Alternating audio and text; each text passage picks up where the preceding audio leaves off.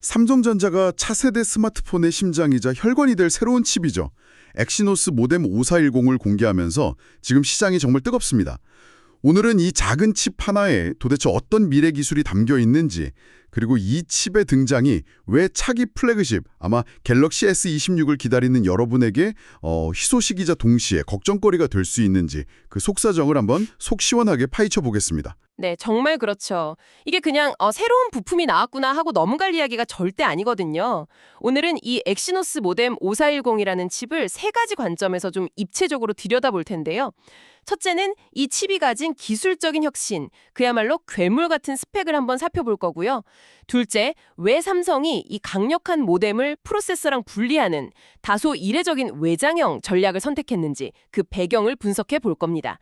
그리고 마지막으로 이 모든 것이 결국 여러분의 스마트폰 사용 경험, 특히 가장 민감한 문제인 배터리 시간에 어떤 영향을 미칠지 현실적인 득과 실을 따져보겠습니다. 좋습니다. 듣기만 해도 흥미로운데요. 그럼 첫 번째 주제, 이 모뎀 칩이 도대체 얼마나 대단한 물건인지부터 시작해보죠. 제가 자료를 보니까 가장 먼저 내세우는 게 연결성이더라고요. 사막 한가운데서도 영상통화를 한다, 이런 이야기가 나오는데 기존의 위성통신이랑은 아예 차원이 다른 건가요? 완전히 다른 개념으로 접근해야 합니다. 기존 위성통신이 조난 시에 나 여기 있어요 하고 이렇게 구조 신호를 보내는 수준이었다면요. 엑시노스 5410은 일상과 비일상의 경계를 허무는 기술이라고 보시면 됩니다. 핵심은 서로 다른 목적을 가진 세 가지 위성통신 표준을 칩 하나에 모두 집어넣었다는 데 있습니다. 잠깐만요. 세 가지나요? 보통 하나만 잘하기도 힘들 텐데 왜 굳이 세 가지 표준을 전부 넣은 거죠? 이게 어떤 전략적인 의미가 있는 건가요? 스마트폰의 조건이 도시에서의 빠른 속도 경쟁을 넘어서 어떤 상황에서도 연결이 보장되는 절대적인 신뢰성에 있다고 보는 겁니다. 그래서 각기 다른 상황에 최적화된 세 가지 안전장치를 모두 마련한 셈이죠. 아하, 상황별 맞춤 연결이군요. 그럼 그 세 가지가 각각 어떻게 다른지 좀 더 쉽게 풀어주시죠. NB-IoT NTN, NB-IoT NSR NTN. 이름부터가 너무 어렵네요. 네, 제가 쉽게 한번 비유를 해드릴게요. 첫째, NB-IoT NTN은 생존 신호용 모닥불이라고 생각하시면 편합니다. 아주 적은 전력으로 사막이나 대양 한가운데에서도 내 위치 정보나 짧은 텍스트 메시지 같은 정말 최소한의 정보를 보낼 수 있어요. 생존에 꼭 필요한 신호를 보내는 거죠. 국제 위성통신 기업인 스카일로 인증까지 받아서 신뢰도도 확보했고요. 모닥불. 비유가 재밌네요. 그럼 두 번째는요? 두 번째, LTE DTC는 무전기에 가깝습니다. 통신기지국이 전혀 없는 깊은 산속이나 바다 위에서도 위성을 통해서 직접 음성 통화를 할 수 있게 해줍니다. 단순 생존 신호를 넘어서 이제 의사소통이 가능해지는 단계죠. 모닥불에서 무전기로 진화했군요. 그럼 마지막 세 번째 기술은 거의 현대 문명의 이기를 가져다 놓는 수준이겠네요. 정확합니다. 마지막 NRNTN은 그야말로 개인용 위성기지국을 스마트폰에 넣은 거라고 보시면 됩니다. 이걸 통해서 고화질 영상통화나 대용량 데이터 전송이 가능해지는 거죠. 에버레스트 정상에서 가족에게 영상통화를 걸거나 망망대해서 실시간으로 고화질 영상을 스트리밍하는 시대가 열리는 겁니다. 이건 단순히 통신기술의 발전이 아니라요. 스마트폰을 재난, 탐험, 오지활동 같은 모든 상황에서 여러분의 생명선이 동반자로 만들어주는 패러다임의 전환이라고 할 수 있습니다. 와, 정말 대단하네요. 연결이 끊길 걱정 자체를 그냥 없애버리겠다는 의지가 느껴집니다. 자, 그럼 연결성만큼 중요한 속도 이야기로 넘어가 보죠. 자료에 나온 최대 14.79Gbps라는 속도. 이게 사실 일반 사용자 입장에서는 감이 잘 안 오는 숫자거든요. 이게 여러분이 실제로 체감하기에 어느 정도의 속도인가요? 14.79Gbps 이 숫자는 물론 이론상의 최고 속도이긴 하지만요. 현재 기술로 구현 가능한 거의 정점이라고 보시면 됩니다. 이렇게 설명해드리면 어떨까요? 여러분이 넷플릭스에서 2시간짜리 4K 영화 한 편을 다운로드한다고 한번 가정을 해보죠. 지금 최신 오지 환경에서도 수십 초에서 몇 분이 걸릴 수 있는데 이 속도라면 이론적으로는 단 2, 3초 만에 다운로드가 완료됩니다. 100GB짜리 고사양 게임을 설치하는데 1분도 채 걸리지 않는 그런 속도죠. 2, 3초요? 와, 정말 눈 깜빡할 사이에 영화 한 편이 들어오는 거네요. 그런데 이런 엄청난 속도를 내려면 당연히 전기도 많이 먹을 텐데 이러다 배터리가 순식간에 닳아 없어지는 거 아닌가요? 속도는 빠른데 1시간밖에 못 쓰는 스마트폰이 되면 곤란하잖아요. 맞습니다. 바로 그 지점 때문에 삼성이 4나노 EUV 긍정을 강조하는 겁니다. 자동차로 치면 엔진 배기량은 엄청나게 피워서 성능을 높였는데 동시에 최첨단 기술로 연비까지 잡았다. 이런 의미거든요. 실제로 이전 세대 모뎀이랑 비교했을 때 아무것도 안 하고 있을 때, 그러니까 대기 모드일 때 전력 소모가요. LTE 환경에서는 33%, OG 환경에서는 17%나 줄었습니다. 잠깐만요. 그건 대기 모드일 때의 이야기 아닌가요? 물론 그것도 중요하지만 사용자들이 진짜 걱정하는 건 영화를 봤거나 게임을 하는 것처럼 실제로 데이터를 활발하게 쓸 때의 전력 소모일 텐데요. 그때의 효율은 어떤가요? 아, 정말 날카로운 지적이십니다. 사실 그 부분은 잠시 후에 다룰 외장형 모뎀 논란과 아주 깊이 연결이 되어 있습니다. 일단은 모뎀 자체의 설계로는 대기 전력을 줄여서 전체적인 배터리 효율을 높이려 했다는 점, 이 점을 짚고 넘어가면 좋겠습니다. 이 문제는 뒤에서 더 깊게 다뤄보죠. 알겠습니다. 그 문제는 잠시 아껴두고요. 마지막 기술적 혁신 포인트로 넘어가 보겠습니다. 바로 보안입니다. 사실 눈에 보이지 않아서 체감하기는 어렵지만 가장 중요한 부분이기도 하죠. 그런데 양자 컴퓨터의 해킹에 대비한다는 문구는 거의 공상과학 영화에나 나올 법한 이야기처럼 들리는데요. 지금 당장은 그렇게 들릴 수 있죠. 하지만 한 10년 뒤를 생각하면 이건 선택이 아닌 필수 기술입니다. 이걸 이해하려면 간단한 비유가 필요한데요. 여러분 스마트폰의 현재 암호 시스템을 아주 복잡한 자물쇠로 잠긴 강철 금고라고 한번 생각해 보세요. 그런데 미래에 등장할 양자 컴퓨터는 이 세상 모든 자물쇠를 순식간에 열어버리는 마스터키와 같습니다. 지금의 보안 체계가 그냥 속수무책으로 뚫리는 거죠. 와, 생각만 해도 끔찍하네요. 내 모든 정보가 그냥 공개되는 거나 마찬가지니까요. 그렇죠. 그래서 양자 내성 암호 PQC라는 건 이 양자 컴퓨터라는 마스터키가 아예 들어가지도 않는 완전히 새로운 방식의 차세대 금고를 만드는 기술입니다. 아직 위협이 현실화되지 않았을 때 미리 방패를 준비하는 그야말로 미래를 내다본 보안 투자라고 할 수 있습니다. 여기에 더해서 모뎀 안에 아예 보안 전용 프로세서를 따로 심어놨어요.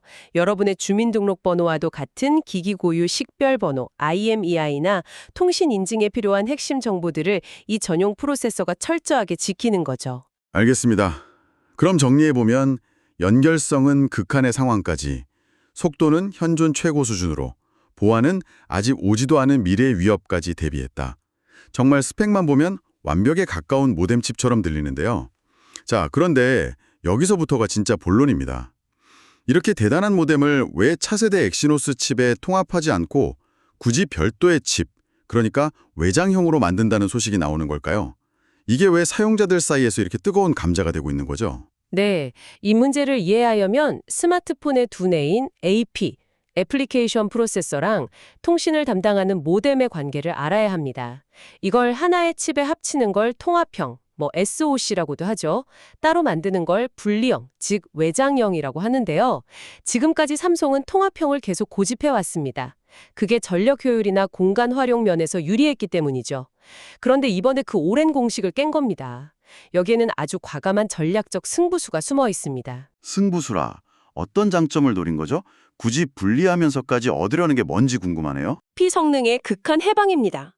통합형 칩에서는 모뎀이 차지하는 공간만큼 CPU나 GPU 같은 핵심 두뇌들의 공간이 제한될 수밖에 없어요.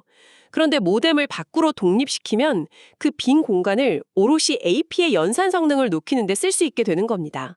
말 그대로 스마트폰의 두뇌를 더 크고 강력하게 만드는 거죠. 아하, 모뎀을 밖으로 내보내고 그 자리에 CPU나 GPU 코어를 더 채워 넣어서 AI 연산이나 게이밍 성능을 극대화하겠다, 이런 계산이군요. 바로 그거죠.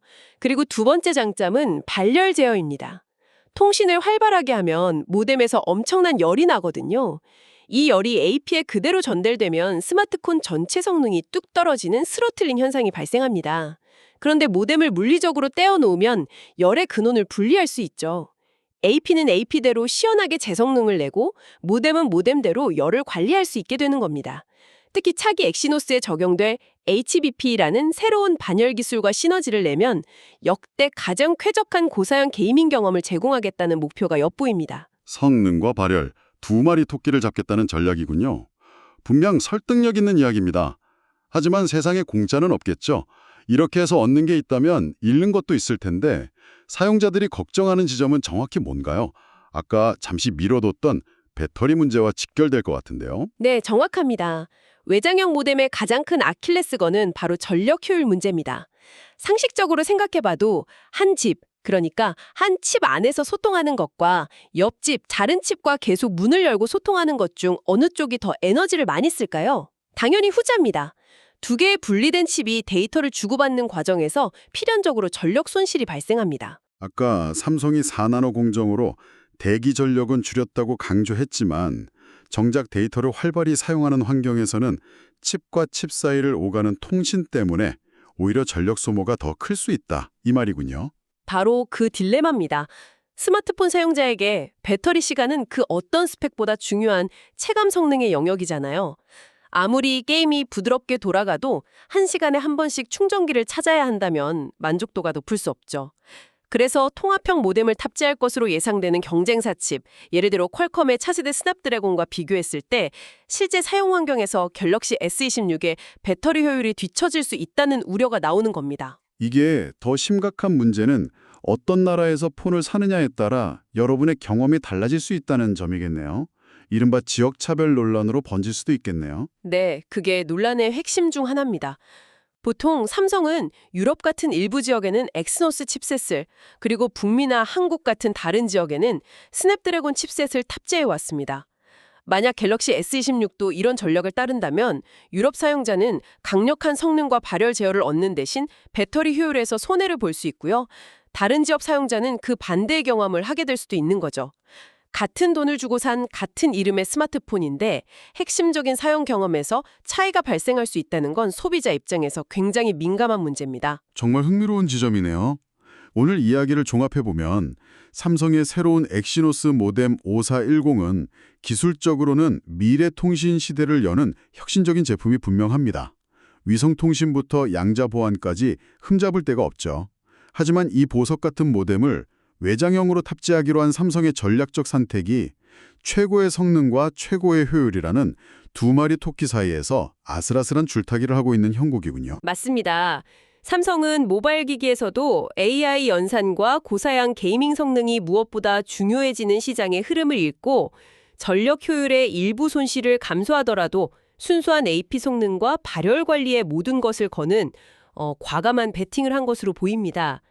어쩌면 스마트폰이 더 이상 통신기기가 아니라 손안의 고성능 컴퓨터라는 정체성을 더 확고히 하려는 시도일 수도 있고요. 결국 이 승부수가 통할지 여부는 내년에 제품이 출시된 후 실험실의 벤치마크 점수가 아니라 실제 여러분의 손에서 판가름 나겠군요. 그렇습니다. 과연 삼성이 내세우는 압도적인 퍼포먼스가 배터리 효율에 대한 우려를 잠재울 만큼 매력적인 경험을 선사할 수 있을까요? 아니면 사용자들은 약간의 성능을 포기하더라도 더 오래가는 배터리를 원할까요? 이 질문에 대한 시장의 대답을 지켜보는 것이 앞으로의 가장 큰 관전 포인트가 될 겁니다. 기술적 진보가 실제 사용자들의 만족으로 이어지는 과정이 얼마나 복잡하고 어려운지를 보여주는 아주 흥미로운 사례가 될 것 같습니다.